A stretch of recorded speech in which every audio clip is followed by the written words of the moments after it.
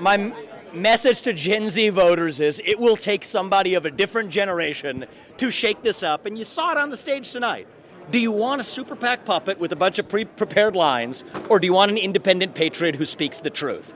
And my other message to Gen Z is you don't have to agree with me on 100% of what I say, but if you agree with 80% of what I said in there, and you know that I actually mean what I say 100% of the time, that's what it's going to take to reunite this country. This cannot be another 50.1 tug of war decided the Monday after the election on cable news election. It just can't.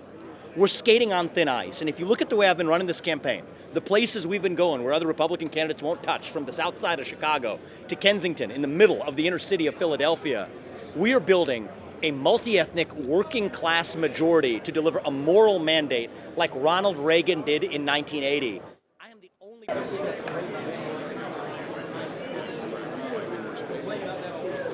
Because I spoke authentically and I didn't come with canned slogans. And the reality is, you know what? If you're not willing to face off authentically with your fellow compatriots on the debate stage or NBC News or wherever you all are from for that matter, you're not ready to sit across the table from Xi Jinping.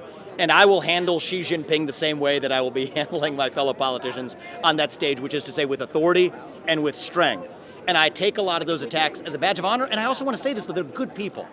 Right? I'm going to need many of those people on that stage in different roles in reviving our country. But when it comes to the White House, it will take an outsider. I think we established that tonight. And I was honored to come out, I think I think clearly the winner of this thing, just to be really honest of it. My first time ever on a debate stage, I was prepared for this to be a warm-up. The fact that we came out as victorious as we did is really an honor, something that propels me and gives me a sense of duty to see all this all the way through to a landslide in the general. Any ill will towards Mike Pence? Yeah.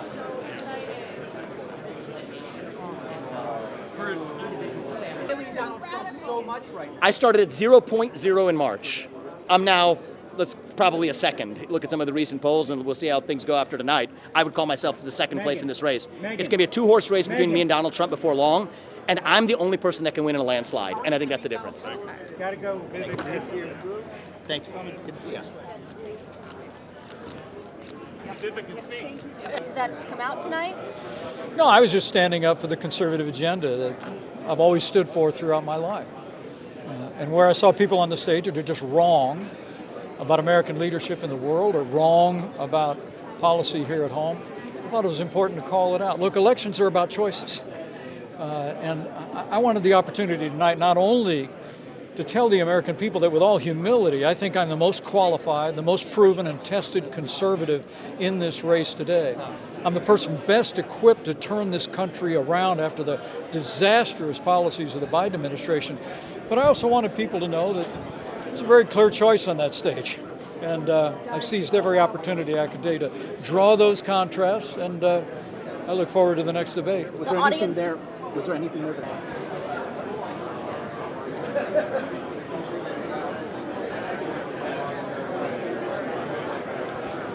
Well, I'd leave that to others. I'll tell you, as we've traveled around Iowa and New Hampshire, one of the things we figured out is that we're well known, but we're not known well.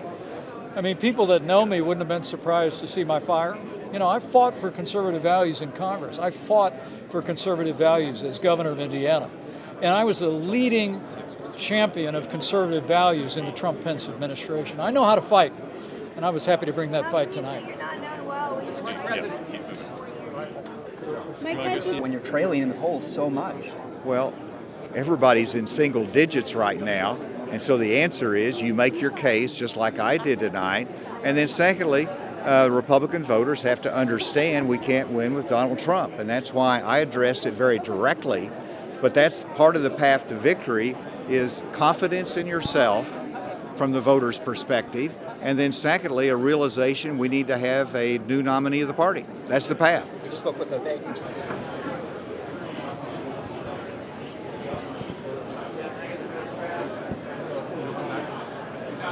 Well, I think that there were multiple winners out there and there were multiple losers. Let's give it a little time to sink in, but I will say this, I accomplished my goal in introducing myself to America. I'm very satisfied with what I was able to communicate, Do you think tonight will make a big difference for your campaign? Well, of course, it's great that people now have a chance to see who we are and what we're about, and having the opportunity to share people what we're focused on. I think there was a lot of noise during tonight's debate.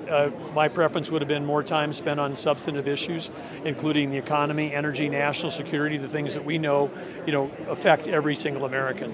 Do you think that you were Continuing to lead the way and actually articulating what it means to be.